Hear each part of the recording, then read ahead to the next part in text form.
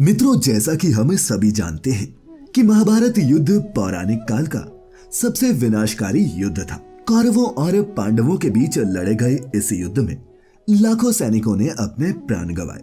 लेकिन अब यहाँ प्रश्न ये उठता है कि आखिर कुरुक्षेत्र के मैदान में लड़े गए इस महाविनाशकारी युद्ध में इतनी तादाद में लाखों योद्धा आए कहां से। तो मित्रों, आपको बता दूं कि इसका भी वर्णन महाभारत धर्म ग्रंथ में विस्तार से किया गया है। और आज की इस वीडियो में हम आपको यही बताएंगे कि इस युद्ध में कितने लाख सैनिकों ने भाग लिया और ये लाखों सैनिक किन किन प्रदेशों से कुरुक्षेत्र की रणभूमि में आए। नमस्कार और स्वागत है आप सभी का द डिवाइन टेल्स पर एक बार फिर।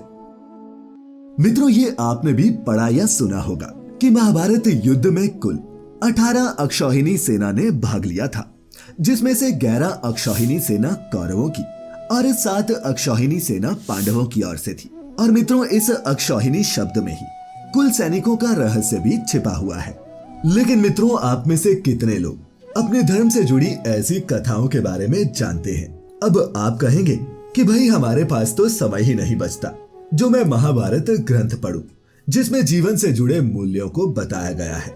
तो मित्रों, इसका हल है Kuku FM audiobook platform, जिस पर 1000 घंटे से भी अधिक का कंटेंट उपलब्ध है और जिसे आप अपनी रीजनल भाषा में भी सुन सकते हैं। इसे आप नीचे डिस्क्रिप्शन में दिए लिंक से डाउनलोड कर समय और पैसा दोनों बचा सकते हैं। और 22 से 28 फरवरी तक आप FAB50 कूपन कोड का इस्तेमाल कर 50% डिस्काउंट पा सकते हैं।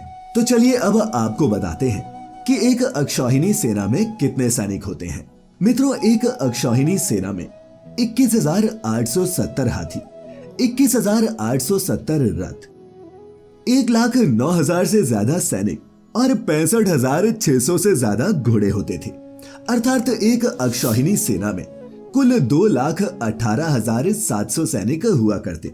मित्रों, इस हिसाब से देखा जाए तो 18 अक्षौहिणी सेना में कुल सैनिकों की संख्या 39,36,600 होती है। इसके अलावा कई और योद्धा और महायोद्धाओं ने भी इस युद्ध में भाग लिया था। इसीलिए महाभारत ग्रंथ के अनुसार इस युद्ध में करीब 45 लाख सैनिकों ने भाग लिया, जिनमें से सिर्फ 18 ही योद्धा जीवित बच पाए। मित्रों, शकुनी के छल कपट के कारण पांडव जब अपना सब कुछ हार कर वनवास को चले गए, तभी यह निश्चित हो गया था कि 13 वर्ष पश्चात एक भयानक युद्ध होगा। और इस युद्ध की तैयारी में दोनों ही पक्ष जुट गए थे। इसके लिए कौरवों और पांडवों ने आसपास के राज्यों को अपने पक्ष में करना शुरू कर दिया। 13 वर्ष बाद जब पांडव वनवास से वापस लौटे तो दुर्योधन ने उन्हें उनका अधिकार देने से मना कर दिया, जिसके बाद यह सुनिश्चित हो गया कि कुरुक्षेत्र की रणभूमि पर एक महायुद्ध लड़ा जाएगा। और मित्रों, महाभारत के इस युद्ध के लिए कुरुक्षेत्र की भूमि को ही क्यों चुना गया, ये हमने आपको एक दूसरी वीडियो में बताया है, जिसे आप ऊपर आई बटन पर क्लिक करके देख सकते हैं। कुरुक्षेत्र में युद्ध शुरू होने से पहले पांडव पक्ष ने उन राष्ट्रों के साथ जो कौरवों को अपना शत्रु मानते थे या फिर जिनसे पांडवों ने विवाह के रूप में संधि की थी, उनसे मैत्री संबंध बनाए। जबकि कौरव पक्ष में ज्यादातर वही राजा आए जिनकी वर्षों से कुरुवंश से मित्रता चली आ रही थी, जिनकी शकुनी और गांधार के साथ मित्र संधियां थी। इसके अलावा पांडवों के पक्ष से छेदी काशी राक्षस वर्ग के अलावा पिशाच वर्ग ने भी इस युद्ध में भाग लिया। चलिए अब बात करते हैं उन राष्ट्रों की जिसने इस युद्ध में भाग लिया था। इस युद्ध में दक्षिण भारत के सिंहल राज्य के सैनिकों ने कुरुक्षेत्र में कौरवों का समर्थन किया। वहीं दूसरी तरफ दक्षिण भारत के ही केरल राज्य की सेना ने पांडवों की ओर से युद्ध में भाग लिया, जिसका वर्णन महाभारत के कर्ण पर्व के अध्याय 11 में मिलता है। यही नहीं, दक्षिण भारत का ही पांड्य नाम का एक और महान साम्राज्य कुरुक्षेत्र के युद्ध में पांडवों की ओर से लड़ा, जिसके महान योद्धा मलयध्वज का वध युद्ध के दौरान अश्वत्थामा के हाथों हुआ था। साथ ही कर्ण पर्व के अध्याय 12 में दक्षिण भारत की चोल सेना का उल्लेख भी मिलता है, जिसने पांड्य और केरल सेनाओं के साथ मिलकर कौरवों के विरुद्ध युद्ध में भाग लिया। इसके अलावा दक्षिण भारत के ही एक और जनपद तितिर के सैनिकों ने भी पांडवों की ओर से कुरुक्षेत्र में युद्ध लड़ा। वहीं चुचुप नामक एक प्रांत के योद्धाओं ने कौरवों की ओर से। मित्रों, आज के समय का जो उड़ीसा है वो प्राचीन काल का कलिंग राज्य था, जिसके योद्धाओं ने युद्ध में कौरवों का पक्ष लिया। कहा जाता है कि ये राज्य दुर्योधन की पत्नी भानुमति का मायका भी था। महाभारत के कर्ण पर्व के अध्याय 22 में नेकल का उल्लेख भी मिलता है, जिसकी सेना ने कौरवों के पक्ष से युद्ध में भाग लिया, जो कि अमरकंटक पहाड़ों से चारों ओर से घिरा हुआ एक देश था। इसी अध्याय में उत्कल राष्ट्र का वर्णन मिलता है, जो एक समुद्रीय तट पर स्थित एक देश था, जिसने युद्ध में कौरव पक्ष से युद्ध किया। इसके अलावा कुंडिनपुर की सेना ने पांडवों की ओर से युद्ध में भाग लिया, जो भगवान कृष्ण की पत्नी रुक्मणी का मायका भी था। मध्य भारत के एक जनपद अनुपक ने रणभूमि में पांडवों का समर्थन किया। उस समय इस राज्य के राजा नील हुआ करते थे। मित्रों, आज के समय में मध्य प्रदेश के इंदौर में माहेश्वर नामक स्थान, जिसकी व्याख्या महाभारत में माहेशमती के रूप में की गई है, और माहेशमती को उस वक्त अवंती साम्राज्य का भाग समझा जाता था। कुरुक्षेत्र के युद्ध में माहेशमती की सेना ने कौरवों की ओर से भाग लिया। पूर्व में स्थित सौराष्ट्र, जहाँ की वृष्णि यादव भी पांडवों के पक्षधर थे, जिनमें भगवान कृष्ण और सात्यकी यादव वंश के प्रमुख योद्धा थे, और भगवान कृष्ण ने द्वारिका का निर्माण भी यही करवाया था। अनर्थ नामक एक और विशाल राज्य था। इसने भी कुरुक्षेत्र में पांडवों की ओर से युद्ध लड़ा। इसके पीछे का कारण ये था कि जब श्री कृष्ण के हाथों शिशुपाल का वध हो गया, तब शाल्व ने यह समाचार सुनते ही क्रोध में आकर द्वारिका पर हमला कर दिया, और भगवान कृष्ण के हाथों शाल्व का वध हुआ। इसके बाद अनर्थ भगवान कृष्ण के अधीन हो गए, और उसकी सेना पांडवों की ओर से लड़ी। दर्शान, जो आज दसान के नाम से जाना जाता है, उस काल में यहाँ सुधर्मा का शासन था, जिसकी बहन का विवाह द्रुपद के पुत्र शिखंडी के साथ हुआ था। और महाभारत के युद्ध में दशान की सेना भी पांडवों की ओर से लड़ी थी।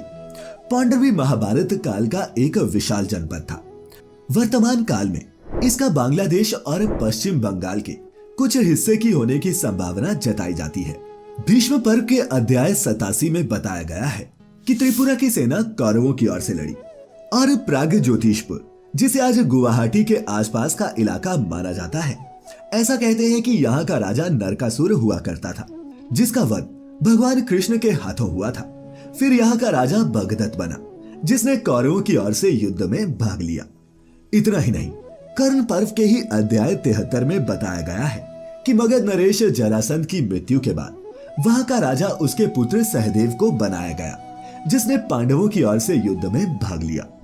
जबकि भीष्म पर्व के अध्याय 81 में बताया गया है कि कुरुक्षेत्र युद्ध के 7वें दिन मगध राज्य की सेना भीष्म पितामह द्वारा रचित मंडल व्यूह निर्माण में सम्मिलित हुआ। इसका अर्थ ये हुआ कि मगध की सेना ने इस युद्ध में दोनों पक्षों से भाग लिया था। काशी की राजकुमारी वलंधरा का विवाह भीमसेन से हुआ था, और इसीलिए काशी की सेना पांडवों की ओर से लड़ी। महाभारत के कर्ण पर्व अध्याय 73 में करुष सेना को पांचाल और मत्स्य सेना के साथ मिलकर कौरव सेना पर आक्रमण करने का वर्णन मिलता है। यही नहीं, करुष का वर्णन हमें रामायण में भी देखने को मिलता है। कौशल साम्राज्य की सेना कौरवों की ओर से लड़ी, जिसे आज के समय का गोरखपुर कहा जाता है।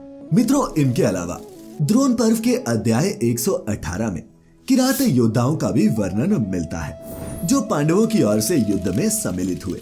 गंगा और नर्मदा के बीच का भाग चेदी कहलाता था, और शिशुपाल की मृत्यु के बाद चेदी भगवान कृष्ण के अधीन हो गया। उसकी सेना भी महाभारत युद्ध में पांडवों की ओर से लड़ी। महाभारत के सभा पर्व के अनुसार भीम ने वत्स पर अपनी विजय यात्रा के दौरान विजय प्राप्ति की थी, और इस प्रकार वत्स जनपद पांडवों के अधीन हो गया, और कुरुक्षेत्र के युद्ध में यहाँ की सेना पांडवों की ओर से लड़ी। इसके अलावा निषाद नामक देश पर नल नामक राजा राज करता था।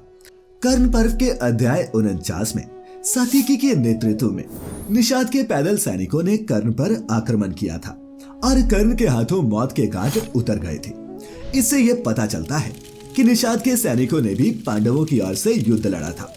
इसके साथ ही अखंड पांचाल की सत्ता पांडवों के ससुर और द्रौपदी के पिता द्रुपद के पास थी। द्रौपदी के विवाह से पहले जब द्रोणाचार्य के कहने पर अर्जुन ने पांचाल को अकेले जीतकर अपने गुरु को भेंट कर दिया, तब पांचाल के दो हिस्से हो गए। उत्तर पांचाल पर द्रोणाचार्य का आधिपत्य हो गया था, और उन्होंने वहां का शासन अपने पुत्र अश्वत्थामा को बनाया और द्रुपद के पास दक्षिण पांचाल रह गया। इस प्रकार उत्तर पांचाल की सेना कौरवों के पक्ष में थी और दक्षिण पांचाल की पांडवों की। जब रणभूमि में अर्जुन और कर्ण के मध्य युद्ध हुआ, उस दिन अर्जुन की सुरक्षा की जिम्मेदारी सोमक सैनिकों पर थी। कर्ण पर्व में अनेक बार सोमक सैनिकों का जिक्र मिलता है, इसीलिए देखा जाए तो युद्ध में सोमक सैनिकों ने पांडवों की ओर से युद्ध लड़ा था। और मित्रों, इन राज्यों के अलावा कुछ राज्य और भी थे जिन्होंने कुरुक्षेत्र के युद्ध में भाग लिया, परंतु किस ओर से भाग लिया इसका स्पष्ट विवरण महाभारत में नहीं मिलता। अगर आप इन राज्यों के बारे में जानते हैं तो नीचे कमेंट करके हमें अवश्य बताएं। साथ ही आज की ये वीडियो आपको अच्छी लगी हो तो इसे लाइक करने के साथ साथ अपने मित्रों और रिश्तेदारों के साथ साझा अवश्य करें। हम उम्मीद करते हैं कि महाभारत के युद्ध में ये लाखों सैनिक किन किन प्रदेशों से आए अब आपको समझ आ गया होगा।